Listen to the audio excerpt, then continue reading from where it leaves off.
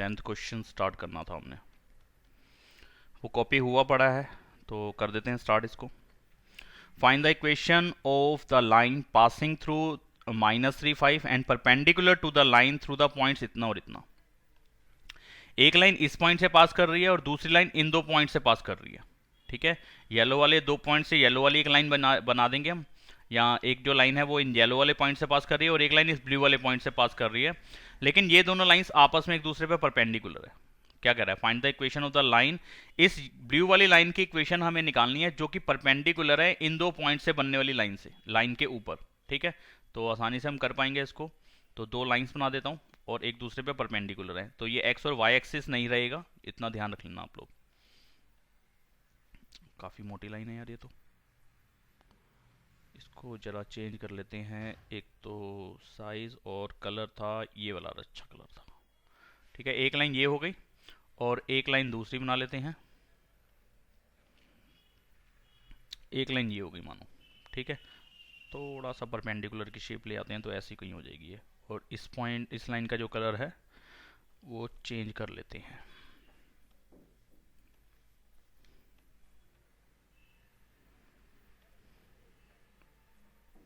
कौन सा कलर दूं, ऑरेंज दे दूं। ठीक है, ये दो लाइंस हैं, ये दोनों एक दूसरे पे परपेंडिकुलर है। कहाँ से लिखा हमने परपेंडिकुलर है जी, क्वेश्चन की डिमांड है, क्वेश्चन में बोला ऐसे परपेंडिकुलर होनी चाहिए। एक लाइन पास कर रही है इस वाले पॉइंट से -3, 5, तो वो ऑरेंज वाली लाइन ले लेते हैं। ठीक है, तो यहाँ पे डाल दिया इसको -3 और 5।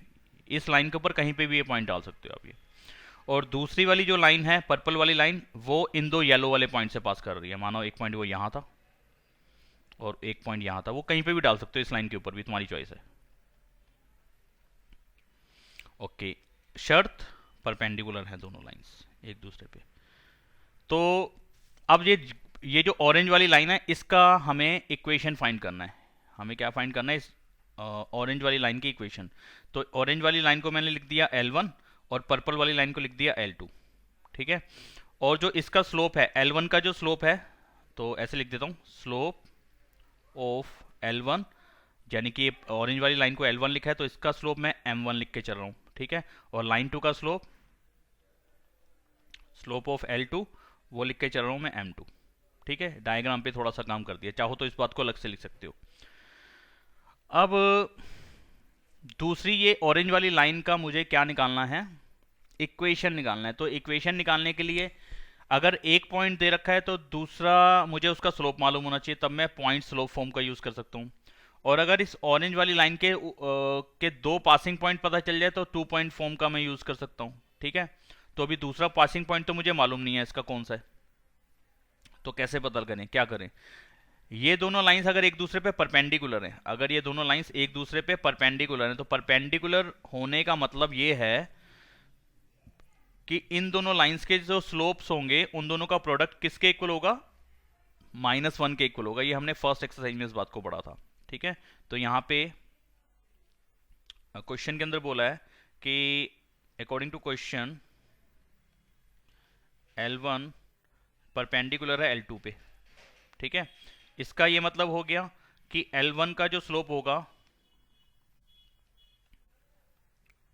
स्लोप ऑफ L1 और स्लोप ऑफ L2, दोनों लाइंस का जो स्लोप होगा उनका प्रोडक्ट -1 के इक्वल होना चाहिए, ये हमें मालूम है पहले से ही। स्लोप ऑफ L1 कितना लिखा है मैंने, M1 लिख दिया है, और स्लोप ऑफ L2 कितना लिख दिया मैंने, M2 लिख दिया है। तो इन दोनों का स्लोप किसके इक्वल होना चाहिए, इन दोनों के स्लोप का प्रोडक्ट -1 के इक्वल होना चाहिए। ठीक है जी, तो जो ऑरेंज वाली लाइन है इसका स्लोप तो मैं नहीं निकाल सकता क्योंकि मुझे दूसरा पॉइंट नहीं दे रखा अभी फिलहाल। ठीक है, तो अभी मैं इसको M1 ही लिखा रहने देता हूँ।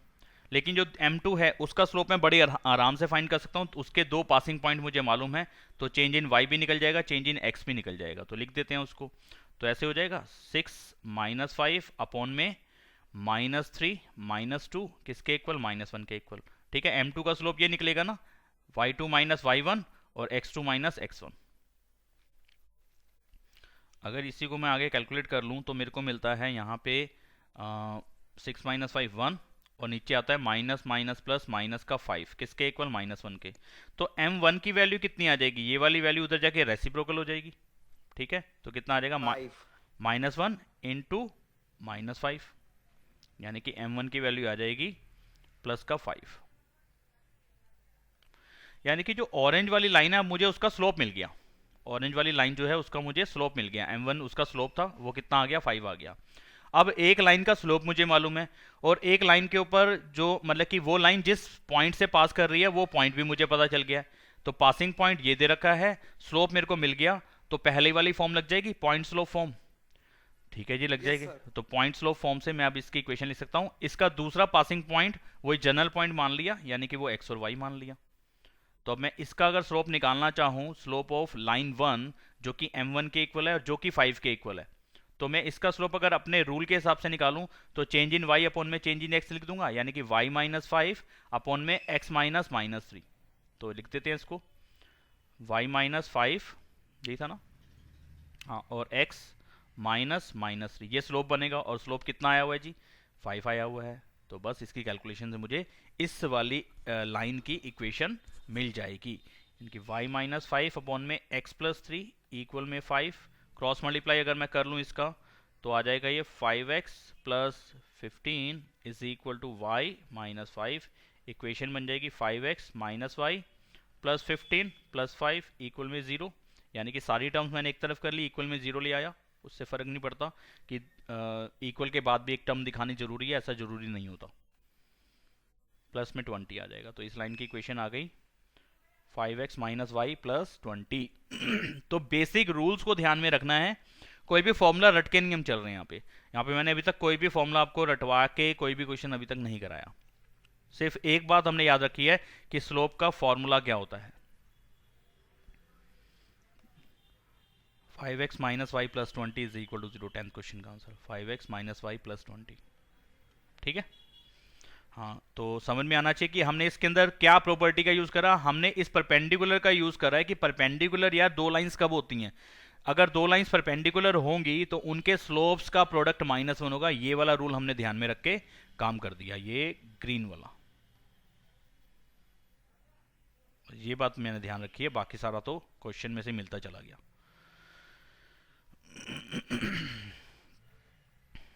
अगला क्वेश्चन कर लेते हैं। अब ये दो जने कहाँ चले गए क्लास में से,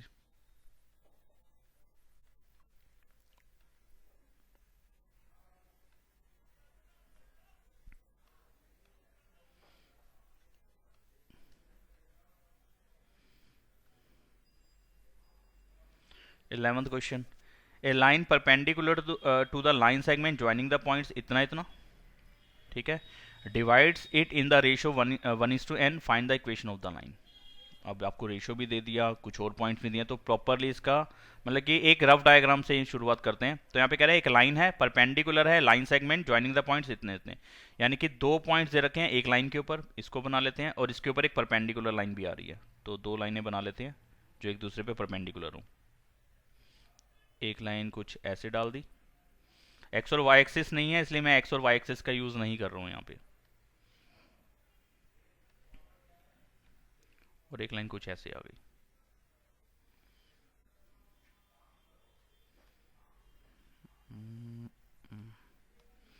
ये दो लाइंस आ गई, एक दूसरे पे है परपेंडिकुलर। तो क्वेश्चन पढ़ते हैं और अब इस पे काम करते जाते हैं। A line perpendicular to the line segment joining the points इतना और इतना, तो कोई से भी दो पॉइंट्स किसी भी एक लाइन पे मान लेते हैं। मानो कि इस पॉइंट पे, इस लाइन के ऊपर एक पॉइंट आ गया 1,0 और दूसरा पॉइंट यहीं कहीं डाल दिया 2,3।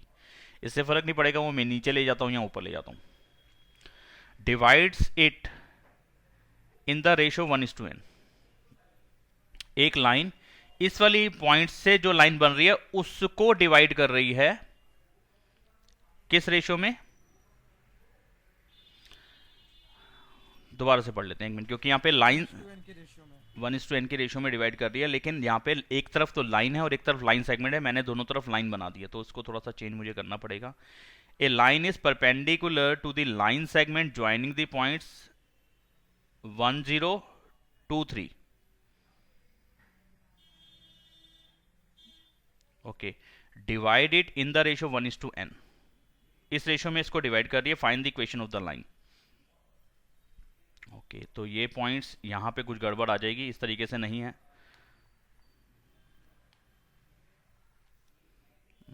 लाइन तो दिखानी थी, हाँ, एक लाइन है, परपेंडिकुलर है एक लाइन सेगमेंट पे, एक लाइन सेगमेंट है, ये लाइन सेगमेंट है, लाइन सेगमेंट के दोनों एंड पॉइंट्स मालूम होते हैं, तो ये लाइन की तरह मैंने बना दी है, यानी कि दोनों एंड पॉइंट्स मैंने कहा इसके नहीं मालूम, तो ये थोड़ी सी गड़बड़ आएगी यहाँ पे, तो थोड़ा सा इसमें चेंजेस करने पड़ेंगे मुझे।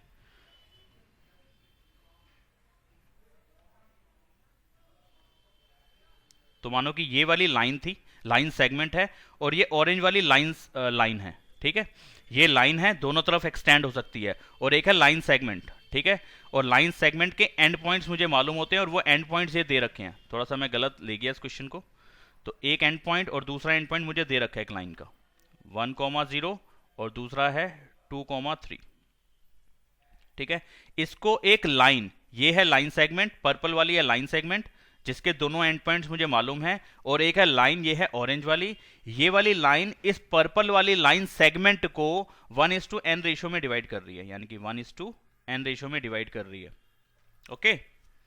तो find the equation of the line, तो ये ऑरेंज वाली इक्वेशन, ऑरेंज वाली लाइन की इक्वेशन हमें फाइंड करनी है। तो अब देखो क्या कर सकते हो, अब सबसे मेन बात कि ऑरेंज वाली लाइन के ऊपर की कोई भी वैल्यू मुझे अब तक नहीं मालूम, एक भी पॉइंट नहीं मालूम, उसका स्लोप नहीं मालूम, लेकिन हाँ ये इसके ऊपर परपेंडिकुलर है ये मालूम है, ठीक है। तो अगर दो लाइंस एक दूसरे पे परपेंडिकुलर होती है तो कम से कम मैं इतनी चीज निकाल सकता हूं कि दोनों लाइंस के जो स्लोप का प्रोडक्ट होगा वो -1 के इक्वल होगा, ये मुझे मालूम है, हाँ कि ना? यस सर, ठीक है। तो जो पर्पल वाली लाइन सेगमेंट है इसका स्लोप मैं सॉरी इसका जो ये लाइन पहली मान लेता हूँ, और इसका जो स्लोप है इसको मैं मानता हूँ L1, और ऑरेंज वाली को लिखता हूँ L2। तो स्लोप ऑफ L1 वो मैं लिख रहा हूँ M1, और उस स्लोप को मैं फाइंड भी कर रहा हूँ यहाँ पे, तो चेंज इन y अपॉन में चेंज इन x, यानी कि 3 - 0 अपॉन में 2 - 1, ठीक है ना। ये तो आपको मालूम चल गया कि 3 - 0 होगा और नीचे आएगा 2 - 1, यानी कि y2 - y1 अपॉन में x2 - x1। तो कैलकुलेशन कहती है कि आ जाएगा 3 अपॉन में 1, यानी कि 3, ठीक है। तो स्लोप ऑफ L1 यानी कि M1 का जो स्लोप है, सॉरी जो L1 का स्लोप है वो M1 है, और M1 की वैल्यू कितनी आ गई? 3 आ गई। क्लियर है? ये चीज क्लियर है, इसमें कोई डाउट तो नहीं है ना? No sir. Slope of L2, ये ऑरेंज वाली लाइन है, उसका स्लोप निकालूं कैसे? कोई भी पॉइंट नहीं मालूम अब तक मुझे, उसका कोई भी पॉइंट नहीं मालूम, ठीक है। तो स्लोप ऑफ L2 मैं लेट कर लेता हूं M2, ठीक है। अब यहां पे लिख देता हूं कि M1 और M2 का जो प्रोडक्ट होगा, यानी कि स्लोप ऑफ लाइन 1 और स्लोप ऑफ लाइन 2, इन दोनों का प्रोडक्ट -1 के इक्वल होगा। क्यों? क्योंकि आपके हिसाब से जो लाइन 1 है वो लाइन 2 पे परपेंडिकुलर है, या लाइन 2 जो है वो लाइन सेगमेंट 1 पे परपेंडिकुलर है। ये दोनों लाइन और लाइन सेगमेंट एक दूसरे पे परपेंडिकुलर है, तो जैसे मर्जी आप लिख दो इसको, ठीक है ना। ये परपेंडिकुलर वर्ड भी आपने यहाँ दिया हुआ है, इस वजह से मैंने यहाँ पे लिख दिया कि इन दोनों के स्लोप का प्रोडक्ट -1 के इक्वल होगा ही होगा। तो M1 यानी कि M1 की वैल्यू तो आपको मालूम ही है 3 है, M2 की वैल्यू आपको पता चल जाएगी। M2 की वैल्यू कितनी आ जाएगी? -1 के अपॉन में 3, यानी कि -1/3 आ गया ये तो। यहां तक की कैलकुलेशन में कोई दिक्कत आप लोग को आई है तो बताओ मेरे को। बिल्कुल भी नहीं सर, आसान सी बात है ना। लाइन 2 का जो स्लोप है वो मेरे को मिल गया, जो मैंने माना है M2, उसकी वैल्यू मुझे मिल गई -1/3। अब कैसे करें काम? अब खाली स्लोप से मैं उस लाइन की इक्वेशन तो नहीं निकाल सकता, खाली स्लोप से। उसकी इक्वेशन निकालने के लिए मुझे कोई इंफॉर्मेशन आप दो, यानी कि एक तो स्लोप मेरे को पता चल गया, मैंने निकाल लिया, आपकी दी हुई बातों से मैंने उस लाइन का स्लोप निकाल लिया जिस लाइन का इक्वेशन मुझे फाइंड करना है। अब उस लाइन के ऊपर का एक पासिंग पॉइंट भी मुझे मालूम होना चाहिए, वरना मैं काम नहीं कर पाऊंगा। कम से कम एक पासिंग पॉइंट तो मुझे चाहिए। तो ये पासिंग पॉइंट जो दोनों लाइंस का इंटरसेक्टिंग पॉइंट है, ये वाला जो इंटरसेक्टिंग पॉइंट तो जो होगा वो आपको नजर आ ही रहा है, मैं उसको कैसे दिखाऊं यहाँ पे। यानी कि ये ए वाला जो पॉइंट है ये इंटरसेक्टिंग पॉइंट है दोनों लाइंस का, यानी कि ये ए पॉइंट इस लाइन के ऊपर भी आ रहा है और ये पॉइंट इस वाली लाइन के ऊपर भी आ रहा है, यानी कि पर्पल लाइन के ऊपर भी आ रहा है ये पॉइंट, और ऑरेंज वाली लाइन के ऊपर भी आ रहा है ये पॉइंट, ठीक है जी। तो इस पॉइंट को मैं निकाल सकता हूं क्या? पर्पल वाली लाइन के हिसाब से जो रेशो वाला पार्ट है उसके हिसाब से मैं ए पॉइंट को नहीं निकाल सकता, जो 10th के अंदर मैंने सेक्शन फॉर्मूला पढ़ा था? निकाल सकता हूं। तो मैं यहाँ पे सेक्शन फॉर्मूले का यूज कर देता हूँ, ठीक है। तो मैं इस वाले पॉइंट को लिख रहा हूं बी, और इस वाले पॉइंट को चलो ऐसा करता हूँ, ए यहां से हटा देता हूँ, ए इसको मान लेता हूँ, क्योंकि नॉर्मली हम ज्यादातर क्वेश्चन में इसी को ये मानते हैं। ये ए हो गया, ये वाला पॉइंट बी हो गया, और ये बीच वाला पॉइंट सी हो गया। तो सी जो है कॉमन पॉइंट है दोनों लाइंस के ऊपर, यानी कि ये इंटरसेक्टिंग पॉइंट है सी। सी जो है वो पर्पल लाइन के ऊपर भी आ रहा है, सी जो है वो ऑरेंज लाइन के ऊपर भी आ रहा है। तो अगर मुझे ये पर्पल लाइन की कैलकुलेशन से सी पॉइंट के कोऑर्डिनेट्स मिल जाएंगे तो यही कोऑर्डिनेट्स मेरे को काम कर देंगे ऑरेंज वाली लाइन के ऊपर का भी, क्योंकि ऑरेंज लाइन के ऊपर भी ये पॉइंट आ रहा है। तो मैं सी के कोऑर्डिनेट्स निकाल रहा हूं बाय यूजिंग सेक्शन फॉर्मूला जो हमने 10th क्लास में पढ़ा था, वो पर्पल लाइन के ऊपर का। ठीक है, तो यहां पे ऐसे लिख सकता हूं कि C divides the line segment AB in the ratio 1:n। ये अकॉर्डिंग टू क्वेश्चन है बात कि ये रेशियो क्या है, 1:2 है। ठीक है, तो by section formula, by using section formula मैं C के कोऑर्डिनेट्स फाइंड कर रहा हूं। जो C के कोऑर्डिनेट्स थे वो क्या थे, कैसे निकलते हैं भाई C के कोऑर्डिनेट्स? जो 10th के अंदर हमने पढ़ा था वो क्या था, m1 m2 करके पढ़ा था ना, है ना, m1 m2 के हिसाब से पढ़ा था। तो m1 x2 plus m2 x1 upon में m1 प्लस m2, यही पढ़ा था। ये x की वैल्यू निकलती थी, और जो y की वैल्यू निकलती थी वो कैसे निकलती थी, m1 y2 plus m2 y1 upon में m1 प्लस m2। ठीक है, तो जो A पॉइंट के कोऑर्डिनेट्स होंगे वो यहाँ पे x1 y1 पे लगेंगे, और जो B पॉइंट के कोऑर्डिनेट होंगे वो x2 और y2 की जगह पे लगेंगे, और जो C के कोऑर्डिनेट्स हैं वो x और y हैं। चलो इसको तो मैं छोड़ देता हूँ, x और y तो फिलहाल मैं छोड़ रहा हूँ क्योंकि वहाँ पे कहीं x और y मैंने मेंशन भी नहीं किया। और जो रेशियो वाला पार्ट है ये m1 की जगह पे है, और ये n वाला पार्ट m2 की जगह पे है। ठीक है, ये 10th वाले फॉर्मूले के हिसाब से मैंने आपको लिखवा दिया, वरना आपके 11th में m और n चलता है, तो कर सकते हो, कोई दिक्कत नहीं है। तो ऐसे कर लेते हैं ना, ताकि मैं दोनों को देख के काम कर सकूं। क्या करूं यार, बार बार ऊपर नीचे करना पड़ेगा, तो यहीं से कैलकुलेशन देख लेते हैं। तो 1 इंटू 2 यानी कि कितना आ जाएगा 2 प्लस n इंटू 1 n यानी कि 2 प्लस n अपॉन में 2 प्लस n अपॉन में 1 प्लस n, यही बनेगा ना, हाँ 1 प्लस n यही बनेगा। यानी कि मैंने फॉर्मूले में कैलकुलेशन कर दे डायरेक्टली वहाँ लिख दिया। अब जब मैं y की वाली वैल्यूज को निकालना चाहूंगा तो क्या करूंगा, m1 y2 यानी कि 3 इंटू 1 3, और फिर m2 y1 यानी कि n इंटू 0 खत्म, यानी कि यहाँ पे बनेगा 3 अपॉन में 1 प्लस n, 3 अपॉन में 1 प्लस n। समझ में आ गया होगा शायद से आप लोग को। जो C के कोऑर्डिनेट्स हैं वो इसी फॉर्मूले के हिसाब से मैंने वहाँ पे वैल्यूज जो थी वो मल्टीप्लाई करा के जो फ्रैक्शन बनना था ऊपर नीचे जो वैल्यूज आनी थी वो मैंने डायरेक्टली लिख दी है। समझ पा रहे हो ना, एक बार देख सकते हो आप भी। Yes sir. सभी को पल्ले पड़ गई ये बात। ये 10th का सेक्शन फॉर्मूला मैंने लगाया है यहाँ पे इस पर्पल वाली लाइन के लिए, और C इसके अंदर इस पूरी पर्पल लाइन को A और B को डिवाइड कर रहा है 1:n रेशियो में। ठीक है जी, तो C के कोऑर्डिनेट्स मिल गए, यानी कि C की जो पहली वैल्यू है ये x के लिए है, और जो दूसरी वाली वैल्यू है वो y के लिए। तो C के कोऑर्डिनेट्स मुझे मिल गए हैं। ठीक है, यानी कि इस ऑरेंज वाली लाइन का एक पासिंग पॉइंट मुझे मिल गया, C वाला पॉइंट इस ऑरेंज वाली लाइन के ऊपर भी आ रहा है, और दूसरा कोई एक पॉइंट मैंने रैंडमली ले लिया, यानी कि जिसको हम जनरल पॉइंट बोलते हैं, वो x और y लिख दिया। ठीक है, अब इस x और y से यानी कि इस D पॉइंट से और इस C वाले पॉइंट से मैं इसका स्लोप निकाल सकता हूं, इस पर्पल ऑरेंज वाली लाइन का D पॉइंट को लेके और C पॉइंट को लेके क्या मैं ऑरेंज लाइन का स्लोप निकाल सकता हूं चेंज इन y अपॉन में चेंज इन x फॉर्मूले से? Yes sir. तो निकालते हैं। ठीक है, तो C के कोऑर्डिनेट्स ये रहे आपके सामने, और यहीं पे लिख देता हूं जो D के कोऑर्डिनेट्स है वो मैंने x और y माना है। ठीक है, तो C और D पॉइंट्स को लेके मैं स्लोप निकाल रहा हूं CD लाइन का, ये है ऑरेंज वाली लाइन। तो स्लोप ऑफ, अरे यार स्लोप की स्पेलिंग में हमेशा गड़बड़ हो जाती है, स्लोप ऑफ CD, जो CD जो C और D से जो लाइन बन रही है वो लाइन बन रही है ऑरेंज वाली लाइन को लिखा है मैंने L2, तो ये L2 का स्लोप निकाल रहा हूँ C और D पॉइंट्स को लेके।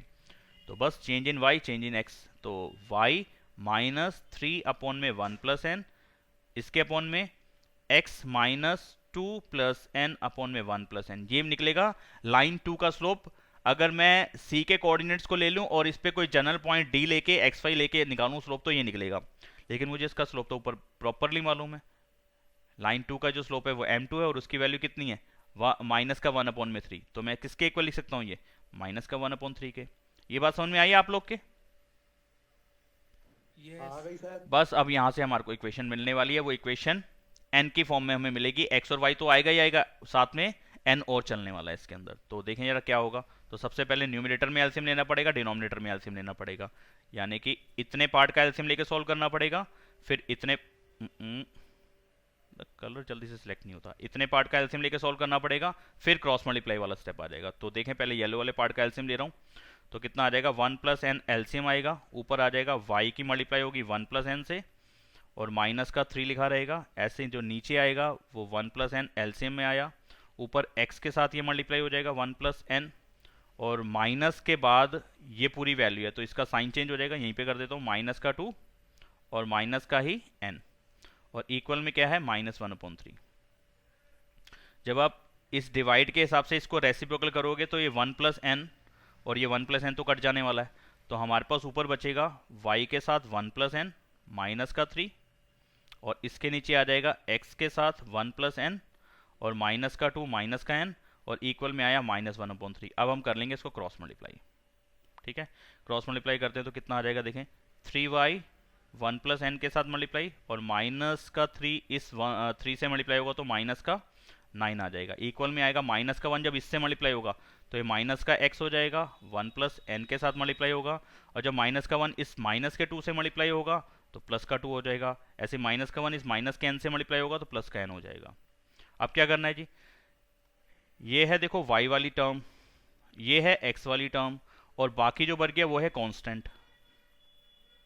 ठीक है, तो हम ऐसा करते हैं सारी टर्म्स एक तरफ ले आते हैं और x वाली वैल्यू को पॉजिटिव लेके चलते हैं। फिलहाल x है नेगेटिव, तो यानी कि इन दोनों टर्म्स को उठा के मैं इधर शिफ्ट कर रहा हूं। ठीक है, इस तरफ ला रहा हूं, तो क्या हो जाएगा, माइनस का x इधर आके प्लस का हो जाएगा, और ब्रैकेट के अंदर वाली टर्म्स में कोई साइन चेंज नहीं होता, ये ध्यान में रखने वाली बात है। और फिर मैं y वाली टर्म लिख रहा हूँ, वो अपनी जगह पे ही है, तो प्लस का 3y 1 प्लस एन के साथ। फिर कांस्टेंट टर्म लिख रहा हूँ ग्रीन वाली, माइनस का 9 यहीं पे है, और प्लस का 2 इधर आ रहा है, माइनस का 2 हो गया, और प्लस का n इधर आ रहा है, माइनस का n हो गया। तो ठीक है जी, लिख देते हैं।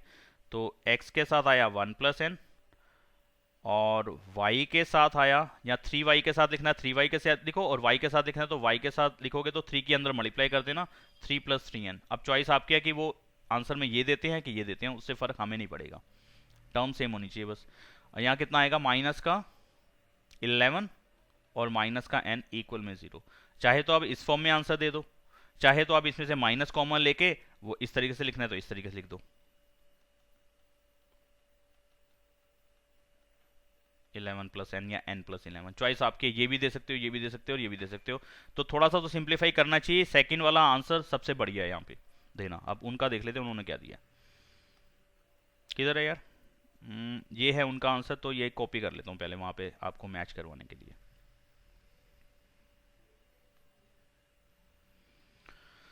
तो है देखो x के साथ 1 प्लस एन है, हमारा भी x के साथ 1 प्लस एन है, और इन्होंने y और 3 दोनों तरफ बाहर लिखा है, तो मैंने ये वाला, उन्होंने ये वाला आंसर दिया है, 3y बाहर रखा है, 1 प्लस एन अंदर आया, तो मैंने यहाँ पे मल्टीप्लाई कर दिया, उससे फर्क नहीं पड़ेगा।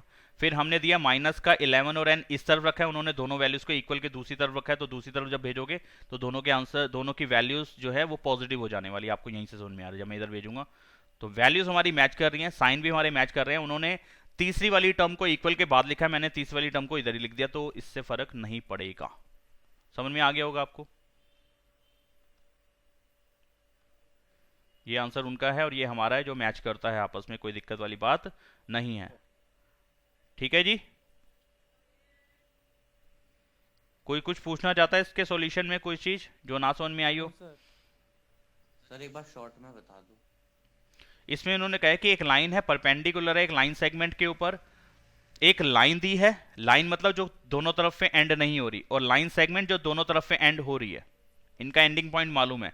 तो यहाँ कंफ्यूजन आ गई थी हमारे को इसका डायग्राम बनाते हुए, तो लाइन सेगमेंट वर्ड प्रॉपरली दिमाग में लेके नहीं चले थे, इसलिए गड़बड़ आ रही थी। तो यहाँ पे लाइन सेगमेंट है, ज्वाइन करके बन रही है इन दोनों पॉइंट्स को, तो यानी कि उस लाइन सेगमेंट के दोनों एंड पॉइंट हमें दे रखे हैं। तो एक एंड पॉइंट ये पर्पल वाली लाइन, ये लाइन सेगमेंट ली है, पर्पल वाला जो है ना, ये लाइन सेगमेंट है, पर्पल लाइन सेगमेंट है। इसके दोनों एंड पॉइंट्स हमें मालूम है, 1,0 और 2,3, ये दोनों एंड पॉइंट्स हमें मालूम थे। ठीक है, इसको ऑरेंज वाली लाइन इसके ऊपर एक तो परपेंडिकुलर है, और इसको इस वाली लाइन सेगमेंट को, पर्पल वाली लाइन सेगमेंट को ऑरेंज वाली लाइन 1:n रेशो में डिवाइड कर रही है। तो ये रेशो भी हमें दे रखी है। तो 10th वाले सेक्शन फॉर्मूला से मैं सी के कोऑर्डिनेट्स निकाल सकता हूँ। सी के कोऑर्डिनेट्स मैंने नीचे निकाल के दिखाया आपको ये। ठीक है, ये सी के कोऑर्डिनेट्स निकाल के दिखाए सेक्शन फॉर्मूला से 10th वाले। और इस लाइन का स्लोप मैं निकाल सकता था, क्योंकि दोनों लाइंस एक दूसरे पे परपेंडिकुलर है, तो दोनों लाइंस के जो स्लोप हैं उन दोनों का प्रोडक्ट -1 के इक्वल होगा। जो पर्पल वाली लाइन है उसका स्लोप तो मैं पूरे बड़े आराम से निकाल सकता हूँ, क्योंकि दोनों एंड पॉइंट्स, ये रूल था ना कि जब दो लाइन एक दूसरे पे परपेंडिकुलर होती हैं तो उनका प्रोडक्ट -1 के इक्वल होता हाँ तो क्या हुआ, ये चीज क्या हुआ, ये नहीं बताई। है। नहीं, रूल था ना ये, हाँ आपने रूल पहले था, बताया मैंने था। डेरिवेशन इसकी फर्स्ट एक्सरसाइज में करा रखी है, Yes. वो देखना आप उसके अंदर, वो पीडीएफ भेजी हुई है, आराम से उसको देखना। ठीक है, तो मैंने उसी रूल का यूज करके यहाँ पे लाइन 2 का स्लोप निकाल लिया, जो ऑरेंज वाली लाइन थी उसका स्लोप निकाल लिया, -1/3। ठीक है, जब इसका स्लोप मुझे पता चल गया लाइन 2 का, इसका एक पासिंग पॉइंट जो सी के कोऑर्डिनेट्स होंगे वही सी पॉइंट इसका पासिंग पॉइंट है। तो पासिंग पॉइंट लेके एक पासिंग पॉइंट, एक स्लोप लेके, और उसके ऊपर दूसरा पॉइंट जो जनरल पॉइंट लिखते हैं वो लेके हमने उसका स्लोप निकाला और उसी स्लोप के इक्वल रख दिया, क्रॉस मल्टीप्लाई करके मुझे इक्वेशन मिल गई। ठीक है सर, ठीक है। करके देखना, नहीं समझ में आएगा मैं अगली क्लास में फिर बता दूंगा। तुम लोग अभी दोनों गायब कहाँ हो गए थे? सर वो नेट नहीं आ रहा था। अच्छा चलो 12th क्वेश्चन करते हैं।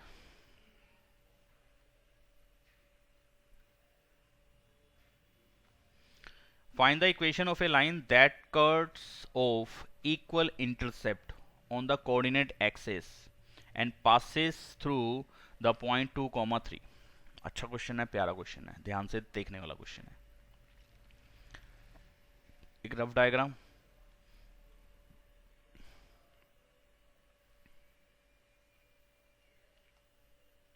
ये एक्स एक्सिस है और ये वाई एक्सिस है। ठीक है,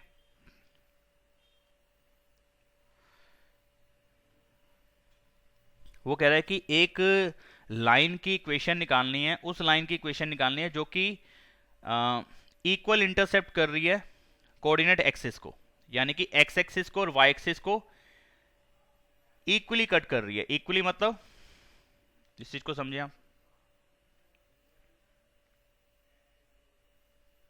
जैसे कि एक लाइन जा रही है ब्लैक वाली लाइन। ठीक है, ये एक्स एक्सिस को भी कहीं ना कहीं काट रही है और वाई एक्सिस को भी कहीं ना कहीं काट रही है, और जिस जगह पे काट रही है वो इक्वल इंटरसेप्ट है, यानी कि ओरिजिन से यहां का डिस्टेंस और ओरिजिन से ये वाला डिस्टेंस, ये दोनों डिस्टेंसेस सेम है। ठीक है, नॉर्मली हम इस वाले डिस्टेंस को ए डिस्टेंस लिखते थे और इस वाले डिस्टेंस को बी डिस्टेंस लिखते थे। लिखते थे कि नहीं लिखते थे? इसकी डेरिवेशन के टाइम पे हमने यही करा था, जब हमने इंटरसेप्ट फॉर्म निकाली थी तो वहां पे एक्स अपॉन में ए, वाई अपॉन में बी इक्वल में 1 दिखाया था। तो ये बताया था कि जो ए पॉइंट है इसका ये मतलब है कि एक्स एक्सिस को ए वाली जगह पे काट रहा है ये वाली लाइन, और वाई वाले एक्सिस को ये बी पॉइंट पे कट कर रही है, और इक्वल में 1 आएगा। ये उसकी इंटरसेप्ट फॉर्म थी किसी भी इक्वेशन की। ठीक बात है कि नहीं? यस। हाँ, ठीक बात है ये इंटरसेप्ट फॉर्म थी। अच्छा जी, फिलहाल यहाँ पे उन्होंने क्या दिया है, इस क्वेश्चन में दिया है कि जो इंटरसेप्ट्स हैं वो इक्वल हैं, यानी कि ये वाला डिस्टेंस और ये वाला डिस्टेंस इक्वल है। तो अकॉर्डिंग टू क्वेश्चन ये ए और बी दोनों वैल्यू सेम है। ओके, और ये वाली लाइन इस पॉइंट से पास कर रही है 2,3 से, यानी कि अगर यहाँ पे कहीं पे इसके अंदर देखा जाए तो ये कहीं पे 2,3 पॉइंट बन रहा है, इस पॉइंट से लाइन पास कर रही है, और इक्वल इंटरसेप्ट है। इक्वल इंटरसेप्ट का मतलब हुआ कि एक्स को जहां पे काट रही है, वाई को जहां पे काट रही है, वो दोनों डिस्टेंस सेम है। अगर इधर एक्स एक्सिस को 2 पे काट रही है तो उधर वाई एक्सिस को भी 2 पे काट रही है, अगर इधर 5 पे काट रही है तो उधर भी 5 पे काट रही है, ये कहने का मतलब है। ठीक है, तो अगर मैं इसके कोऑर्डिनेट्स देखूं इस वाले पॉइंट के, तो इसके कोऑर्डिनेट्स बनने चाहिए कितना, a, 0, 0, a, 0, और इसके कोऑर्डिनेट्स बनने चाहिए 0, b। ठीक है, ओके, क्या कर सकते हैं अब इसके अंदर, ए और बी की वैल्यू तो सेम है।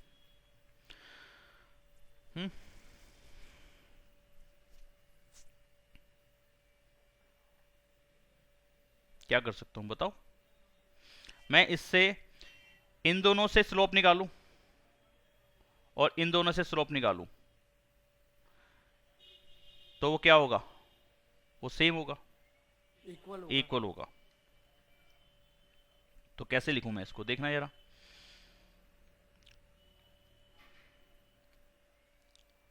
यहां इंटरसेप्ट फॉर्म का अगर मैं यूज करूं, इंटरसेप्ट फॉर्म से ज्यादा इजीली हो जाएगा क्वेश्चन। देखो कैसे, इंटरसेप्ट फॉर्म थी जब हमारे को दोनों इंटरसेप्ट पता होते हैं, यानी कि x को कहां पे काट रही है लाइन और y को जहां पे काट रही है लाइन, उससे मैं इक्वेशन बड़े आराम से लिख सकता हूं, x अपॉन में a y अपॉन में b इक्वल में 1। ठीक है, तो इंटरसेप्ट फॉर्म जो थी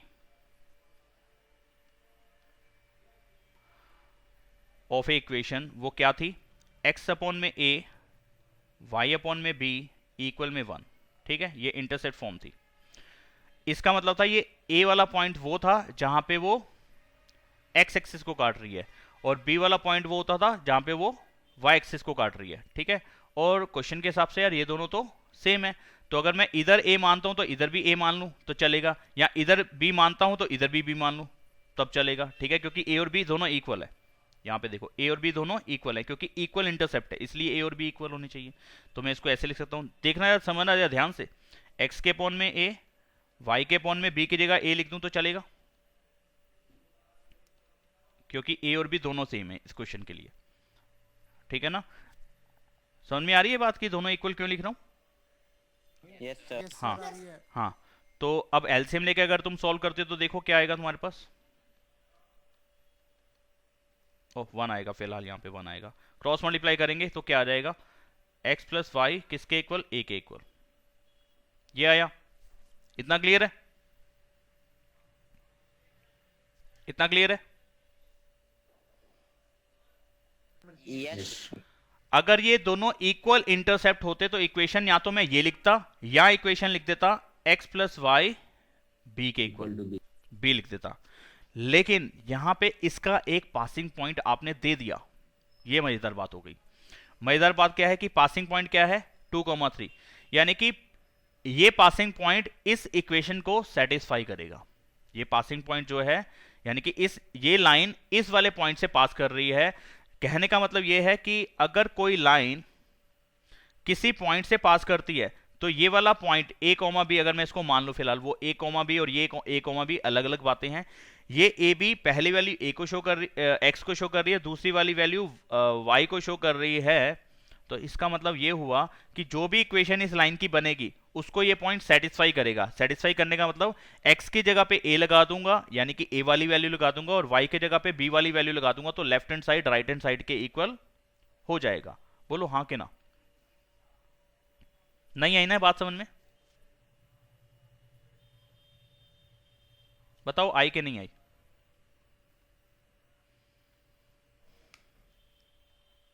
बता सकते हो, नहीं आई तो बोल दो ना कि नहीं आई।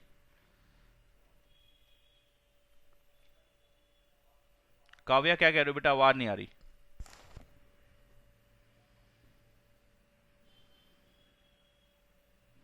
आगे नहीं आई, ठीक है। किसी एक बच्चे का तो कहना है कि नहीं आई, मैंने नाम नहीं पढ़ा किसका कहना था। कीर्ति आ गई सर, काव्या का कहना है, कीर्ति का कहना है नहीं आई। ठीक है, तो आप देखो जरा, जिसको नहीं आई वो देखो। जैसे मैं लेता था, एक इक्वेशन है 2x या x plus Y is equal to 3, ये थी। अगर इसका हम ग्राफ ड्रॉ करते थे तो कहते थे x की जगह पे 1 मान लिया। जब x की जगह पे 1 मान लेते थे तो y की वैल्यू कितनी आती थी, 2, यानी कि x 1 रखने पे y की वैल्यू होगी 2। ठीक है, तो इस इक्वेशन की जो भी ग्राफ पे लाइन बनेगी, जो भी ग्राफ पे लाइन बनेगी वो डेफिनेटली 1 और 2 पॉइंट से पास करेगी, इस वाले पॉइंट से पास करेगी। कीर्ति यस और नो, हाथ खड़ा करके बताओ यस और नो।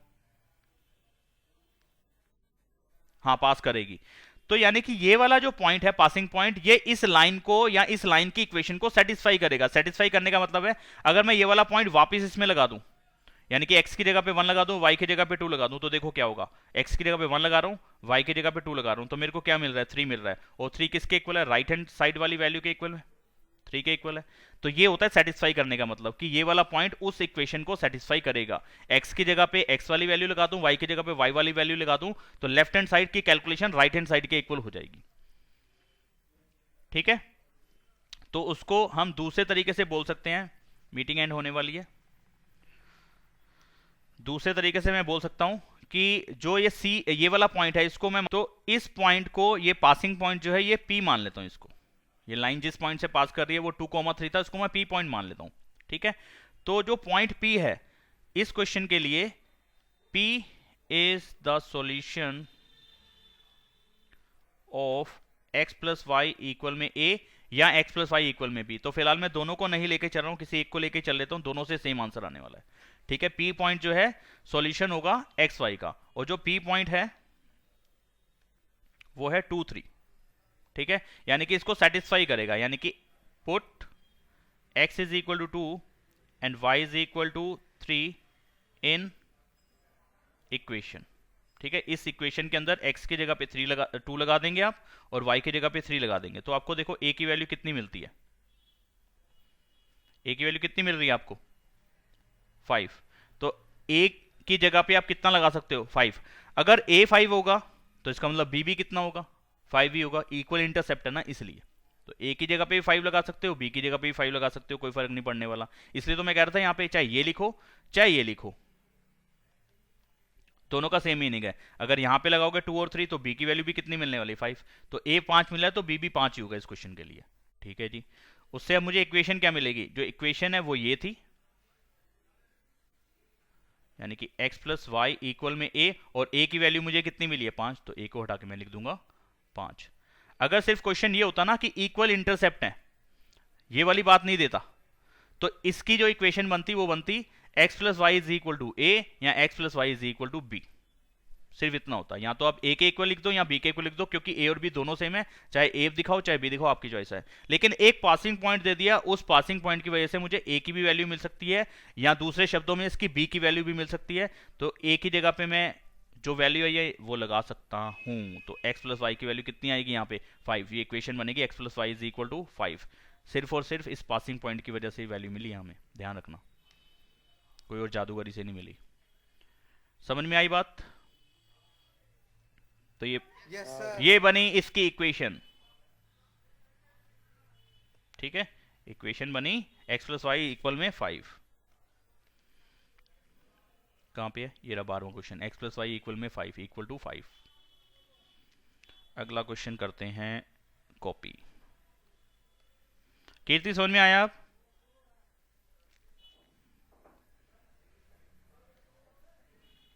ठीक,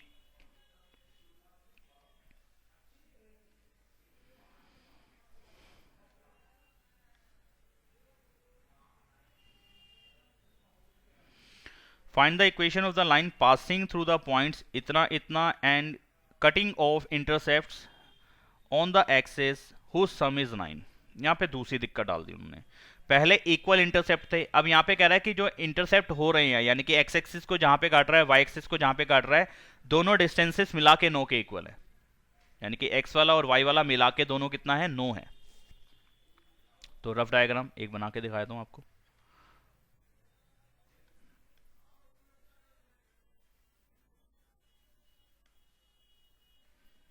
मानो एक लाइन वो ऐसे जा रही है, तो यहां पे जो डिस्टेंस है और यहां का जो डिस्टेंस है अब सेम नहीं है, तो इसको a ही मान लो, इसको b ही मान लो।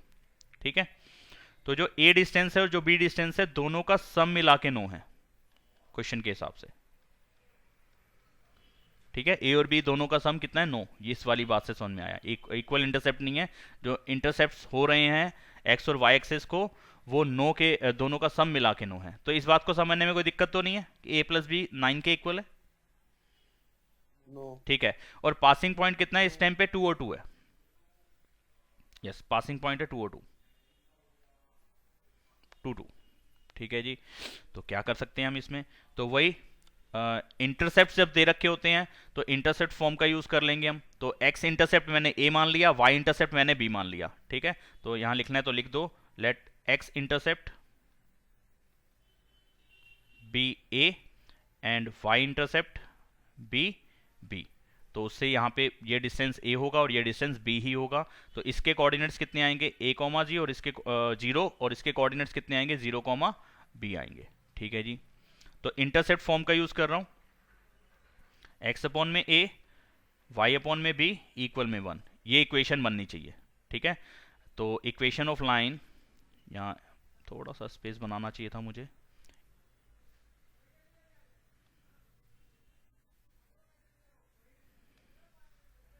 अगर एक्स इंटर, सर ये लेट एक्स का मतलब एक्स एक्सिस है ना? क्या बोला आपने, सुनाई नहीं दिया मुझे। लेट एक्स का मतलब क्या है? ये let X intercept. X intercept मतलब एक्स को जिस जगह पे काट रही है वो ए पॉइंट हो गया, ए डिस्टेंस पे काट रही है, ठीक है। और वाई को जिस जगह पे काट रही है वो बी डिस्टेंस पे काट रही है, तो उसके जो कोऑर्डिनेट्स बनेंगे वो a,0 और बी वाई वाले एक्सिस पे बनेगा 0,b। तो ये डिस्टेंस होता है एक्स इंटरसेप्ट, मतलब एक्स को जितने डिस्टेंस पे काट रही है एक्स एक्सिस को, ठीक है। तो एक्सिस को ना? हाँ, एक्स एक्सिस को, एक्स इंटरसेप्ट मतलब एक्स एक्सिस को, एक्स इंटरसेप्ट मतलब एक्स एक्सिस को जहां पे ये लाइन काट रही है। वाई इंटरसेप्ट का मतलब हो गया वाई एक्सिस को ये लाइन जहां पे काट रही है, ठीक है। तो देयरफॉर इक्वेशन ऑफ लाइन होनी चाहिए ये एक्स अपॉन में ए प्लस वाई अपॉन में बी इक्वल में 1। अगर इंटरसेप्ट दोनों मालूम है तो हम इंटरसेप्ट फॉर्म का यूज कर लेते हैं, ठीक है जी। अब मैं इससे करूं तो करूं क्या, इससे कुछ हासिल मुझे नहीं हुआ, तो मैं थोड़ा बहुत हासिल करता हूं। ए और बी का सम कितना है 9, तो ए की जगह पे या तो बी वाली वैल्यू लगा सकता हूं या बी की जगह पे ए वाली वैल्यू लगा सकता हूं। इस तरीके से बी की जगह पे क्या लिख सकता हूं, 9 माइनस ए लिख सकता हूं, ठीक है। तो ये वाली वैल्यू मैं पुट कर रहा हूं यहां पे बी की जगह पे, तो एक्स अपॉन में ए, एक्स अपॉन में ए रहा, वाई के अपॉन में जो बी है, बी को हटा के मैं ए वाली वैल्यू डाल रहा हूं, वो है 9 माइनस ए इक्वल में है 1, और यहां पे डाल दिया फ्रॉम 1, यानी कि फर्स्ट इक्वेशन से मैंने यहां पे वैल्यू डाली है, ये वाली बी की जगह पे 9 माइनस ए, ऊपर डाल दिया इसको इक्वेशन 1। कोई दिक्कत है तो मुझे बताना। एलसीएम ले लेते हैं इसका, कितना आ जाएगा, x की मल्टीप्लाई होगी 9 माइनस ए से, प्लस y की मल्टीप्लाई होगी a से, यानी कि ए वाई। अच्छा, इसको जरा और सोल्व करें तो कितना आ जाएगा, 9x माइनस ए एक्स प्लस ए वाई इक्वल में 9a माइनस ए स्क्वायर, यही होगा ना? यस। ठीक है जी, ओके। तो और क्या कर सकते हैं हम इसके अंदर, ये तो एक ही फॉर्म बनती है, एक के हिसाब से बनता जा रहा है सारा काम, ओके। लेकिन इसका जो पासिंग पॉइंट है वो कितना है, 2,2, यानी कि ये सेटिस्फाई करेगा इसको, इस इक्वेशन को। पहले वाले जैसे क्वेश्चन में हमने देखा था कि जो 2,3 आया था, 2,3 जो ये पॉइंट था, ये इस वाली लाइन की इक्वेशन को सेटिस्फाई कर रहा था, यानी कि x की जगह पे 2 और y की जगह पे 3 लगाने पे पूरी इक्वेशन में लेफ्ट हैंड साइड और राइट हैंड साइड बराबर हो जाएंगी, ठीक है। सेटिस्फाई करने का मतलब ये है। तो यहाँ पे भी ये काम होना चाहिए कि x की जगह पे मैं 2 लगा दूँ और y की जगह पे 2 लगा दूँ, तो मेरे को a मिल जाएगा यहाँ पे, ठीक है। तो ये काम मुझे स्टार्टिंग से ही कर देना चाहिए था, इतना लंबा नहीं लेता हूँ। ये देखो, यहाँ से हटाता हूँ, ये चीज़ ज़्यादा लंबी हो जाएगी। एक तो ये काम करा, और दूसरा यहाँ पे एक चीज़ और लिख देते हैं कि ये पॉइंट को P मान लेता हूँ, फिर वैसे ही पहले क्वेश्चन के जैसे। तो P is the solution of equation, ये इक्वेशन का एक सॉल्यूशन भी है P पॉइंट, और P के जो कोऑर्डिनेट्स हैं वो हैं 2,2, तो यानी कि x की जगह पे 2 लगा दो, y की जगह पे 2 लगा दो, तो काम बन जाएगा। तो x की जगह पे 2 भी लगा देता हूँ, यहीं पे कर देते हैं काम। यहाँ पे 2 आ जाएगा, यहाँ पे y की जगह पे भी 2 आ जाएगा। तो इससे मेरी थोड़ी कैलकुलेशन जो टेढ़ी मेढ़ी लग रही है ना, गंदी सी, वो आसान हो जाएगी। तो देखो क्या होगा, अब एलसीएम ले लेते हैं। 9 माइनस ए और ए एलसीएम आ गया, यहाँ पे बन जाएगा, इस किससे मल्टीप्लाई होगी तो आ जाएगा, ऐसे होगा ना एलसीएम लेने के बाद। एलसीएम लेना आना चाहिए, हर क्वेश्चन में काम आता है, बड़े सारे क्वेश्चन की कैलकुलेशन एलसीएम लेके ही होती है सॉल्व, तो एलसीएम वाला पार्ट हमारा पक्का होना चाहिए। मैं 10th क्लास से बोलता आ रहा हूँ इस बात को।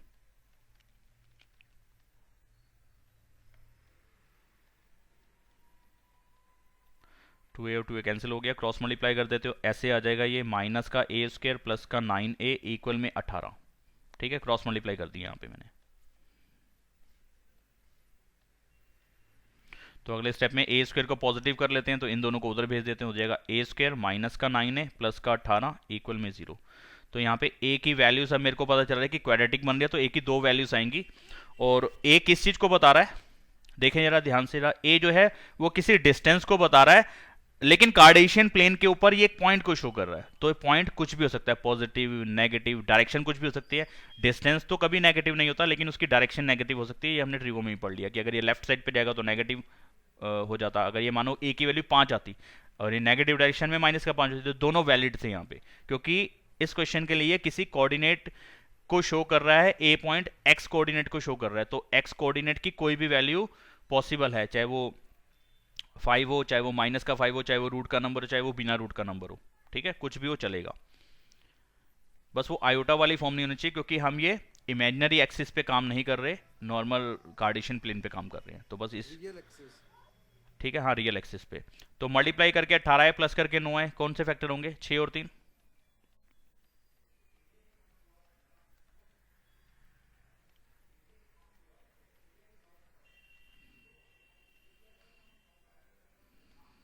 तो इसका मतलब जो a की वैल्यू है या तो 6 होगी या a की वैल्यू 3 होगी, ठीक है। अगर a को आप 6 लोगे, b कितना हो जाएगा? आप देखो जरा, b की वैल्यू क्या थी? 9 में से a को माइनस कर दो, तो 9 में से 6 को माइनस कर दो, यानी कि 3। अगर a आप 6 लोगे तो b आपको 3 लेना पड़ेगा, और अगर आप a की वैल्यू को 3 लोगे देन b की वैल्यू कितनी आ जाएगी? 6 आ जाएगी। 9 माइनस 3 6, ठीक है। तो दो केस बने, a अगर 6 है तो b आपका 3 है, और a आपका अगर 3 है तो b आपका 6 होगा, ठीक है। अब इक्वेशन लिखनी थी, मेन काम था इक्वेशन लिखने का, तो इक्वेशन तो हमारी तैयार है, a और b की फॉर्म में हमने इक्वेशन लिखी हुई है, ये रही छत पे। इक्वेशन ऑफ लाइन थी x अपॉन में y अपॉन में b इक्वल में 1, तो इक्वेशन ऑफ लाइन थी हमारे पास, equation of line x upon में a y अपॉन में b 1 के इक्वल, तो बस लगा दो यहाँ पे। x अपॉन में a की वैल्यू कितनी है? अगर ये फर्स्ट केस लेते हो, केस 1, और ये है केस 2, तो ब्राउन पेन लेते हैं केस 1 के लिए। तो केस 1 में a की वैल्यू है 6, b की वैल्यू है 3, तो इसको मैं अगर और सॉल्व करूं तो 6 एलसीएम आएगा, यहाँ पे बन जाएगा सिर्फ x, यहाँ बन जाएगा 2y इक्वल में 1, इसको और क्रॉस मल्टीप्लाई कर दूं तो x प्लस 2y 6 के इक्वल। एक इक्वेशन आपकी ये बन सकती है, केस 1 में इक्वेशन ये वाली बनेगी। केस 2 में x अपॉन में a, पेन दूसरा लेना था मेरे को। केस 2 समझ रहे हो ना आप? ये रहा केस 2, a की वैल्यू 3 लेनी है, b की वैल्यू 6 लेनी है, तो x अपॉन में 3 y अपॉन में 6 1 के इक्वल। एलसीएम लेंगे तो यहाँ पे आ जाएगा 2x प्लस वाई इक्वल में 1, क्रॉस मल्टीप्लाई करूंगा तो 2x plus Y is equal to 6। तो मेरे पास दो इक्वेशन तैयार होती है यहाँ पे, इक्वेशन 1 इक्वेशन 2, तो ये मेरे दो आंसर रहेंगे इस क्वेश्चन के लिए, जो दोनों इक्वेशन जो है क्वेश्चन वाली कंडीशन को सेटिस्फाई करेंगे यहाँ पे। तो कहाँ गया भाई?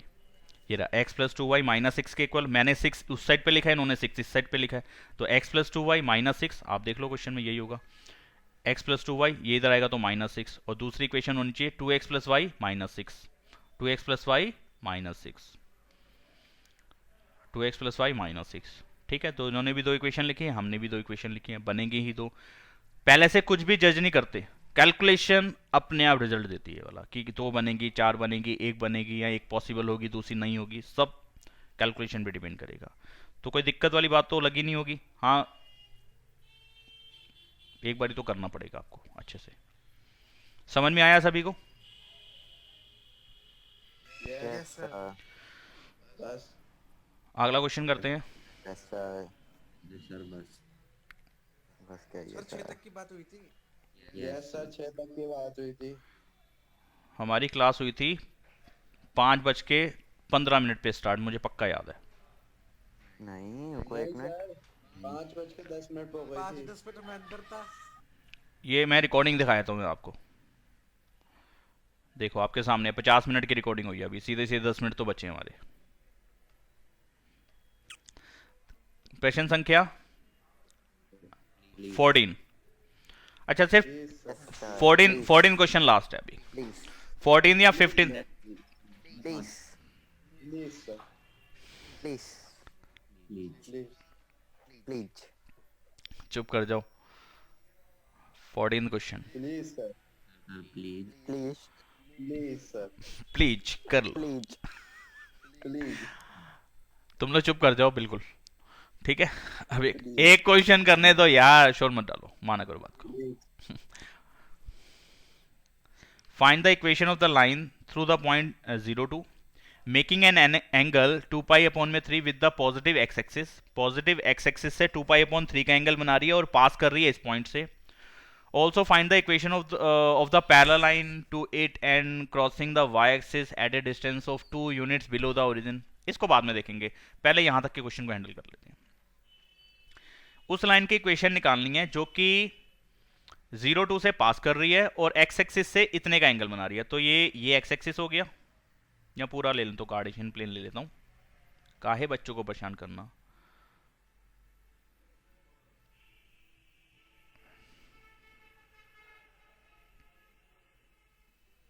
ठीक है जी, एक लाइन है जो कि 2π/3 का एंगल बना रही है एक्स एक्सिस से. 2π/3 का मतलब कितना होता है, जरा देखो जरा ध्यान से. 2 पाई की जगह पे 180/3, यानी कि कितने डिग्री का एंगल बन रहा है, 120 डिग्री का एंगल बन रहा है यहाँ पे.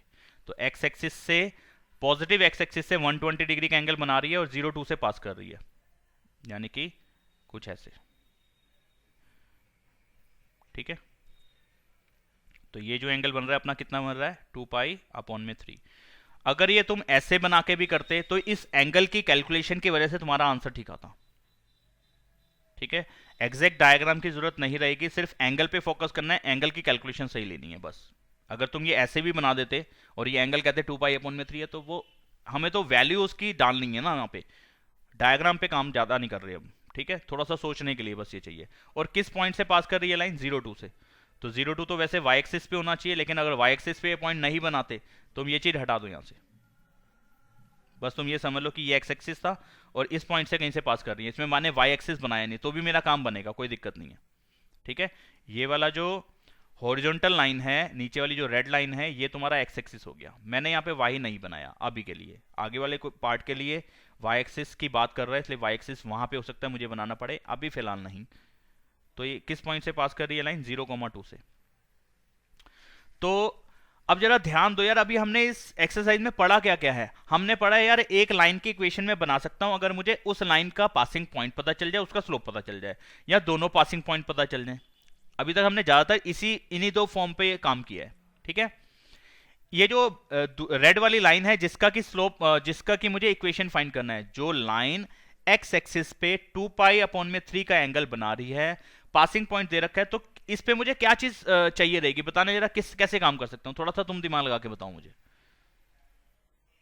क्या इसमें 2 पॉइंट फॉर्म का यूज कर सकता हूं मैं,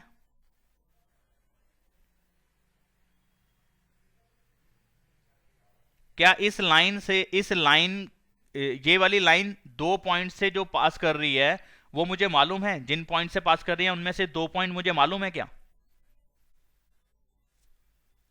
अगर आप लोग कुछ नहीं बोलोगे तो फिर मुझे नहीं पता चलेगा कि आपको प्रॉब्लम कहां आ रही है. गलत बोलो. नो सर, पॉइंट नहीं पता. कितने पॉइंट मालूम है, एक पॉइंट मालूम, एक्स एक्सिस से जा रहा है. एक्स एक्सिस से जा रहा है, तो एक्स एक्सिस से जा रहा है तो कंफर्म नहीं पता ना कौन सी पोजीशन है. एक्स की वैल्यू तो मिसिंग ही रहेगी, वहां पे वाई पता रहेगा, तो उससे काम नहीं बनेगा. वाई 0 है लेकिन एक्स तो नहीं पता ना, तो दोनों पॉइंट जब तक प्रॉपरली नहीं मालूम तब तक मैं स्लोप नहीं निकाल सकता. अच्छा, मैं एक पासिंग पॉइंट पता है मुझे लाइन का, लाइन इस पॉइंट से तो पास कर रही है और उसमें एंगल भी पता है, पॉजिटिव एक्स एक्सिस से बनने वाला एंगल पता है, तो क्या मैं tan थीटा का यूज करके उसका स्लोप नहीं निकाल सकता. निकाल सकते. तो मुझे यहां पे कौन सी फॉर्म का यूज कर लेना चाहिए, पॉइंट स्लोप फॉर्म का यूज हो जाएगा. बेसिक मतलब कि मुझे मेन जरूरत अभी किस चीज की, पहला मुसीबत मेरे को बन रहा है स्लोप का, तो मैं पहले स्लोप निकालूंगा. तो स्लोप ऑफ लाइन,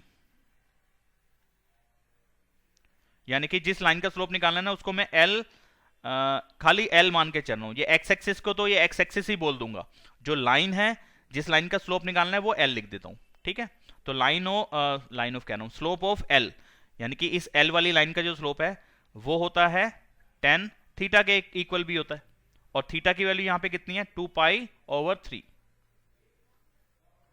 ये थीटा की वैल्यू है इस क्वेश्चन के लिए, तो यहां पे थीटा की वैल्यू लगा देता हूं, tan 2π/3. अगर मैं इसकी कैलकुलेशन रेडियन के हिसाब से अगर मैं डिग्री पे ले आऊंगा तो अभी आपको समझाया था 120 डिग्री आएगा, पाई की जगह पे 180 लग जाएगा और 3 से डिवाइड करने के बाद 120 डिग्री आएगा. तो 120 डिग्री की 10 पे वैल्यू कितनी होती है, कैसे निकाल सकता हूं मैं, ऐसे निकाल सकता हूं tan 120 डिग्री की वैल्यू की 180 में से 60 माइनस कर दो तो 120 आता है. tan 180 में से 60 माइनस कर दो तो 120 आता है. अब tan 180 माइनस 60, यहां ध्यान दो, पेन दूसरा लेके समझाना चाहिए ना यार, तो दूसरी चीज समझा रहा हूँ। तो इसके लिए कैलकुलेशन समझाई जा रही है। 180 माइनस 60, 180 यहाँ होता है, 180 में से कुछ माइनस कर रहा हूँ तो कौन से क्वाड्रेंट का एंगल बनेगा? सेकंड क्वाड्रेंट का। सेकंड क्वाड्रेंट में 10 की वैल्यू क्या होती है? नेगेटिव, इसलिए नेगेटिव आंसर आएगा। क्योंकि वर्टिकल हॉरिजॉन्टल लाइन से यानी कि एक्स एक्सिस से कन्वर्ट कर रहा हूं, इसलिए टेन थीटा का टेन थीटा ही रहेगा, चेंज नहीं होगा। टेन का टेन ही रहता है, कोट का कोट रहता है, साइन का साइन रहता है। याद है ना थर्ड चैप्टर की बात है कि एक्स एक्सिस से चेंज करो, एक्स एक्सिस से अगर कन्वर्ट कर रहे हो यानी कि माइनस कर रहे हो या प्लस कर रहे हो तो जो रेशो है वो चेंज नहीं होती, टेन का टेन रहता है, साइन का साइन रहता है। लेकिन अगर ये वाई एक्सिस से चेंज कर रहे होते, वाई एक्सिस में कन्वर्ट कर रहे होते, वाई एक्सिस से कन्वर्ट कर रहे होते तो वैल्यू चेंज हो जाती है, साइन का कोस हो जाता है, टेन का कोट हो जाता है। तो फिलहाल यहाँ पे टेन का टेन ही रहने वाला है और थीटा की वैल्यू कितनी आएगी? 60। तो यानी कि यहाँ पे मुझे जो स्लोप है यानी कि जिसको हम m लिखते हैं स्लोप, वो मुझे मिला माइनस का 1060, यानी कि माइनस और 1060 की वैल्यू कितनी होती है? √3। तो इस लाइन का जो स्लोप है, आपने सिर्फ स्लोप दूसरी फॉर्म में दे दिया, आपने डायरेक्टली स्लोप नहीं दिया, आपने थीटा की वैल्यू दे दी, थीटा से मैं स्लोप निकाल लूंगा। समझ में आ रही है बात? यस। तो स्लोप मुझे मिल गया, एक पासिंग पॉइंट मालूम है, दूसरा पासिंग पॉइंट वो जनरल पॉइंट मान के एक्स और वाई की फॉर्म में लिख लेते हैं। तो अब मैं अगर इस लाइन का स्लोप निकालूंगा तो स्लोप ऑफ लाइन यानी कि L कितना बनेगा? चेंज इन y अपॉन में चेंज इन x। तो कितना होगा जी? y माइनस 2 अपॉन में x माइनस 0। बेटा ठीक है, y माइनस 2 और x माइनस 0, इससे मेरे को इस लाइन का स्लोप मिल जाएगा। और इसी लाइन का स्लोप मैंने टेन थीटा का यूज करके भी निकाल लिया, वो आया माइनस का √3, ये माइनस के √3 के इक्वल होगा। तो बस क्रॉस मल्टीप्लाई करो और दे दनादन कर दो। माइनस का √3x ये आ गया, क्रॉस मल्टीप्लाई करके y माइनस 2 हो गया। x वाली वैल्यू मुझे पॉजिटिव पसंद होती है, यानी कि आप सभी को पॉजिटिव पसंद होती है, x वाली वैल्यू नेगेटिव रखना हम पसंद नहीं करते, इसको उधर धक्का मार दो। तो √3x प्लस में हो गया, प्लस का y वहीं पे रहा, माइनस का 2 वहीं पे रहा, इक्वल में 0 आ गया। तो ये मिल गई मुझे इस रेड वाली लाइन की इक्वेशन, यानी कि एक ऐसी लाइन जो कि x एक्सिस से 120 डिग्री का एंगल बना रही होगी और 0 2 से पास कर रही होगी, उस लाइन का स्लोप, उस लाइन की इक्वेशन यही होगी, √3x plus y minus 2, √3x plus y minus 2 equal में 0। अब दूसरी वाली इक्वेशन जो बना रखी है वो कंडीशन पे डिपेंड करेगा कि क्या है। सेकंड पार्ट इसी क्वेश्चन का जो है वो आगे उन्होंने कहा कि find the equation of the line parallel to it, इसी लाइन के पैरेलल रहनी चाहिए। अच्छा, पैरेलल लाइन वाला कॉन्सेप्ट उठाना पड़ेगा। पैरेलल लाइंस में क्या होता था? स्लोप, जब दो लाइंस पैरेलल होती थी तो उनका स्लोप इनके स्लोप इक्वल होते थे। वेरी गुड, ये सैम को याद रहता है। शुक्रिया शुक्रिया शुक्रिया, एकदम नालायक बच्चा है, टाइम पे आता नहीं क्लास में। तो जब दो लाइंस पैरेलल होती है तो उनके स्लोप्स बराबर होते हैं। भाई पहले वाली लाइन का स्लोप मैंने कड़ी मेहनत करके रूट यानी कि 10 120 की वैल्यू कड़ी मेहनत करके माइनस का √3 निकाला। तो जो दूसरी लाइन है इसी के पैरेलल है तो उसका स्लोप भी सेम होगा, माइनस का √3 होगा। यानी कि जो दूसरी कंडीशन है, दूसरी लाइन है, उसका स्लोप मेरे को मिल चुका है एक तरीके से। क्रॉसिंग द वाई एक्सिस, ये वाई एक्सिस को क्रॉस कर रही है at a distance 2 units below the origin, origin से 2 यूनिट नीचे की तरफ से उसको काटती हुई जा रही है। तो इसके लिए भी रफ डायग्राम बना लेते हैं। इसमें पार्ट 2 क्वेश्चन का सेकंड पार्ट, रफ डायग्राम, ये हो गए एक्स और वाई एक्सिस। पहले वाली लाइन हमारी ये रेड वाली लाइन थी, दूसरी वाली लाइन हमारी बन रही है ब्राउन वाली लाइन। क्या कंडीशन है? इसी के पैरेलल होनी चाहिए। पैरेलल लाइन तो इनफाइनाइट बना सकते हो, समझ में आता है तुम्हें, लेकिन वो वाई एक्सिस को काट रही है ओरिजिन से 2 यूनिट नीचे। ओरिजिन ये रहा, इससे 2 यूनिट नीचे आओ, यहां पे कहीं पे ये 2 यूनिट है, ये डिस्टेंस कितना है? 2 यूनिट्स का है। यहां से काटती हुई जा रही है और इसी लाइन के पैरेलल है, यानी कि ये लाइन कुछ ऐसे जानी चाहिए। बात समझ में आती है? इतना बता दो कि डायग्राम वाली बात बिल्कुल आती है, आती है, बिल्कुल आती है सर, बिल्कुल आती है। तो आती है बात समझ में। तो ये वाले पॉइंट के कोऑर्डिनेट्स मुझे बता देना कितने होंगे? 2 0 -2 0, नालायक, 0 -2, एक्स वाली वैल्यू 0 और वाई वाली -2, इतनी बड़ी गलती। ठीक है। अब इस वाली जो रेड वाली लाइन थी ये था पार्ट 1, क्वेश्चन का पार्ट 1 था, ठीक है। ऊपर लिख देता हूं, ये पार्ट 1 करा है हमने, यहाँ पे पार्ट 1 करा है। जो पार्ट 1 वाली लाइन थी उसका स्लोप तो ये मैंने निकाल लिया था √3, ठीक है। यानी कि इस वाली लाइन का, रेड वाली लाइन का जो स्लोप था, स्लोप ऑफ एल, जिसको मैंने एल लिखा था पार्ट 1 में, तो स्लोप ऑफ एल था माइनस का √3, और ये वाली लाइन को L2 लिख रहा हूं। तो अकॉर्डिंग टू क्वेश्चन L1 और L और L2 पैरेलल हैं। इसका मतलब हो गया स्लोप ऑफ L1 या L is equal to slope of L2, और दोनों के स्लोप बराबर है, तो एक का स्लोप मैं निकाल चुका हूं, तो इन दोनों का स्लोप कितना होगा, सेम होगा, माइनस का √3। यानी कि सेकंड वाली जो ब्राउन लाइन है उसका स्लोप मुझे मालूम है, उसका पासिंग पॉइंट भी मालूम है। पासिंग पॉइंट ऑफ L2 वो कितना है, 0 -2। उसका स्लोप पता चल गया, पासिंग पॉइंट पता चलेगा, तो जनरल पॉइंट कितना लेके चलते हैं हम, XY। बोल दो हाँ या ना।